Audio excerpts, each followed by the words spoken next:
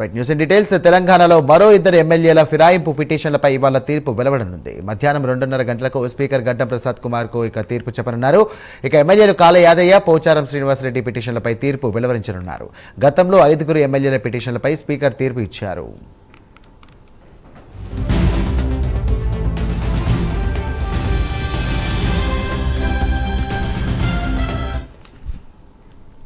ఇదే అంశానికి సంబంధించి మరిన్ని డీటెయిల్స్ అందించడానికి మా కరెస్పాండెంట్ అజీం సిద్ధంగా ఉన్నారు. అజీం, చెప్పండి, పార్టీ ఫిరాయింపుల కేసుకు సంబంధించి కూడా కీలక నిర్ణయం తీసుకునే అవకాశం ఉన్నట్టుగా తెలుస్తోంది. ఏంటి అసలు ఏం జరగబోతోంది?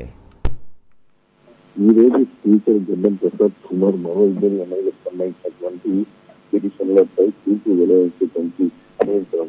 ఇప్పటికే మా స్పీకర్ 5 ఎమ్మెల్యేలకు సంబంధించినటువంటి తీర్పు కూడా గతంలో వెలువరించారు. బండ్ల కృష్ణమోహన్ రెడ్డి, ప్రకాష్ గౌడ్, డాక్టర్ సంజయ్, వీరం మైసాల్ రెడ్డి, తెల్లం వెంకట్రావు వీరికి సంబంధించినటువంటి పిటిషన్లపై కూడా ఇప్పటికే తీర్పు వెలువరించారు. వీరు ప్రస్తుతం ఎమ్మెల్యేలకు కొనసాగుతారు. వీరు టీఆర్ఎస్ పార్టీలోనే ఉన్నారు, బీఆర్ఎస్ సభ్యులుగానే ఉంటారని చెప్పి కూడా ఏదైతే గతంలో స్పీకర్ 5 సంబంధించినటువంటి పార్టీ ఫిరాయించిన వారిపై కూడా తీర్పునైతే ఇవ్వడం జరిగింది. సో ఈ రోజు మరో 2 ఎమ్మెల్యేలకు సంబంధించిన అంశంపై కూడా పిటిషన్లపై కూడా స్పీకర్ తీర్పు ఇవ్వనున్నారు. సో వీరిద్దరు కూడా కాళ యాదయ్య అలాగే పోచారం శ్రీనివాసరెడ్డికి సంబంధించినటువంటి తీర్పు ఈ రోజు స్పీకర్ ఇవ్వనున్నారు. సో వీరికి సంబంధించిన దాంట్లో కూడా ఇదే రకమైన తీర్పు వచ్చేటువంటి అవకాశం చాలా స్పష్టంగా కనిపిస్తుంది. మనకు వీరిద్దరు కూడా మాకు సంబంధించినటువంటి బీఆర్ఎస్ సభ్యులుగానే అసెంబ్లీలో ప్రవేశించబడుతుంది. అలాగే మాకు సంబంధించినటువంటి టీఆర్ఎస్ ఎల్పీకి తమ ఖాళీ నుంచి మనీ కట్ అవుతూనే ఉన్నాయి. సో మేము అభివృద్ధి కోసం మాత్రమే సీఎం రేవంత్ రెడ్డిని కలవడం కూడా జరిగింది. మర్యాదపూర్వకంగా వచ్చినప్పుడు కండవ కాంగ్రెస్ పార్టీకి సంబంధించిన కండవ కాదు అనేటువంటి ఒక వివరణ చాలా స్పష్టంగా వీరు స్పీకర్ కు